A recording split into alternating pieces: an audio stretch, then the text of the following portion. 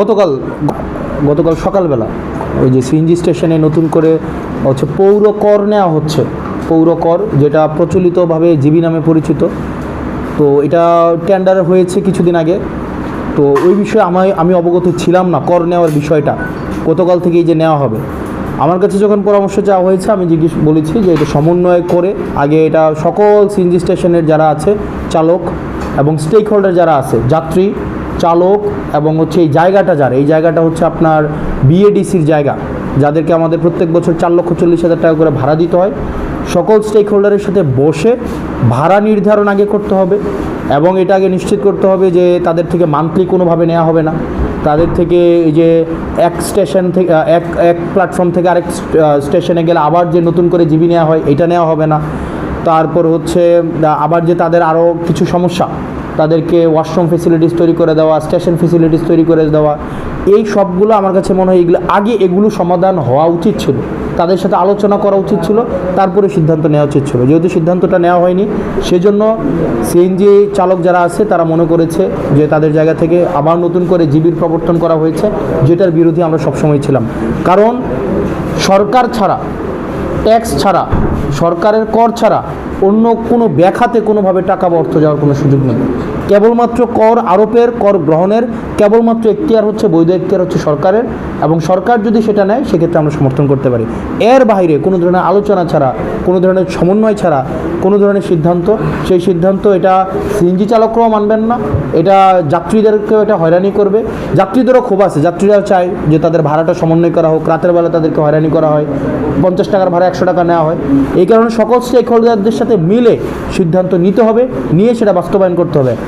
না হয় এই ধরনের জিবি বা এই ধরনের কোনো কার্যক্রম আসলে এটাকে কোনোভাবেই গ্রহণযোগ্য হবে না। যারা ওপেন টেন্ডারে অংশগ্রহণ করে এই কার্যক্রমটা পাইলো, দায়িত্বটা পাইলো, তাদের কি হবে? তাদেরকে ওই যেটা বললাম সমন্বয় করতে হবে, তাদেরকেও সমন্বয়বিহীন। কারণ এই জিনিসটা তো একটা জিনিস বুঝতে হবে, এটা কাস্টম, একটা রিচুয়াল নতুন করে আবার প্রবর্তন করার জন্য আপনি এখানে সকল স্টেক হোল্ডারদের সাথে আপনাকে, যেমন আজকে আমি কিন্তু বলেছি অংশীজনদের সাথে আলোচনা ছাড়া, আপনাকে এখানে অনেক অংশীজন আছে, এখানে সিএনজি চালক একটা অংশীজন, যাত্রী একটা অংশীজন, বিএডিসি কর্তৃপক্ষ একটা অংশীজন, পৌর প্রশাসকের যেহেতু এটা দায়িত্ব, এটা মূলত দায়িত্ব হচ্ছে এটা পৌরসভার যেহেতু মেয়র নেই, সেক্ষেত্রে এখন পৌরসভার যিনি হচ্ছেন বর্তমানে হচ্ছেন এসিল্যান্ড আছেন, উনি হচ্ছেন প্রশাসকের দায়িত্ব পালন করছেন। তাদের সবার সাথে বসে, আপনার তো এটা ক্লিয়ার না, চালকদের সাথে কি ক্লিয়ার যে এটা আপনি ওপেন টেন্ডারে পাইছেন? চালকরা জানে আপনি এখানে হচ্ছেন একটা রিসিপ্ট ধরাই দিয়ে আপনি তাদের থেকে টাকা নিতে আসছেন।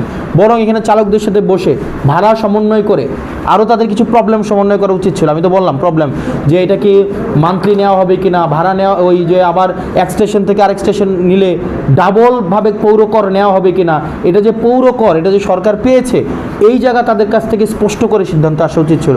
সিদ্ধান্ত না নিয়ে সমন্বয়বিহীন যে কোনো সিদ্ধান্ত এটা কোনোভাবে বাস্তবায়নযোগ্য না।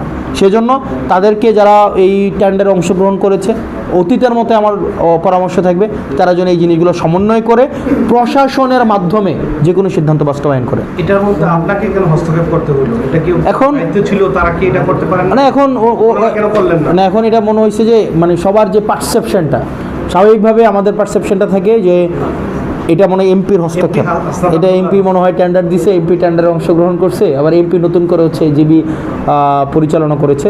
এই কোনো বিষয়ের সাথে আপনারা যারা উপস্থিত আছেন আপনারা সবাই জানেন এটা পৌরসভা একটা অটোনমাস বডি, এটা একটা স্বতন্ত্র একটা বডি, এবং পৌরসভার রাজস্বের মধ্য দিয়ে কিন্তু পৌরসভার খরচ পরিচালিত হয়। পৌরসভার রাজস্বের অনেকগুলো খাত আছে, এর মাঝখানে একটা খাত হচ্ছে বাজার, পৌরসভার একটা খাত হচ্ছে আপনার এই যে জলমহল, পৌরসভার খাত হচ্ছে আপনার এই যে সিএনজি স্টেশন।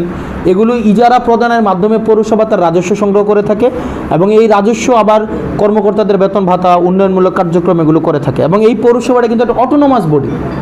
সেই জায়গা থেকে আমরা আমাদের জায়গা থেকে সবসময় বলেছি, আমার জায়গা থেকে আমি সবসময় পরামর্শ দিয়েছি, চালক এবং যাত্রী দুইজনেরই স্বার্থ সংরক্ষণ করতে হবে। চালক কোনোভাবেই জিবি যেটা মানে যেটাকে আমরা বলবি লিগ্যাল অর্ডারের বাইরে গিয়ে, যেই আমরা আগে দেখতাম 80 টাকা, 100 টাকা, 200 টাকা পর্যন্ত নিত, এবং টাকাটা কে নিত এটার কি কোনো ধরনের কোনো হায়োদিস ছিল না। কিন্তু আমরা আমাদের জায়গা থেকে বলেছি শুধুমাত্র কর উঠানোর একমাত্র এখতিয়ার হচ্ছে সরকার এবং প্রশাসন ব্যতীত এই কর কেউ যেন না তোলে। তো আমরা এই প্রস্তাবটা দিয়েছি আমার জায়গা থেকে যখনই পরামর্শ চাওয়া হয়েছে, যেহেতু এই পরামর্শের বাস্তবায়ন ঘটেনি সেজন্য মানুষ মনে করেছে হয়তো এটা আমি আবার শুরু করেছি। তো খুব স্বাভাবিক, যেহেতু আমি এখানের দায়িত্বে আছি, এমপি হিসাবে সংসদ সদস্য হিসেবে দায়িত্বে আছে, মানুষের এই ভুল, সিএনজি চালকদের এই ভুল বোঝাটা স্বাভাবিক। তো সেই জন্য আমি বন্ধ করে দিয়েছি, যেহেতু এটা সমন্বয় হয় নাই। আগে সমন্বয় হবে, স্টেক হোল্ডারদের তাদের স্বার্থ সংরক্ষণ হবে, স্বার্থ সংরক্ষণ করার পরে প্রশাসন সংশ্লিষ্ট হয়ে যে কোনো সিদ্ধান্ত নেবে।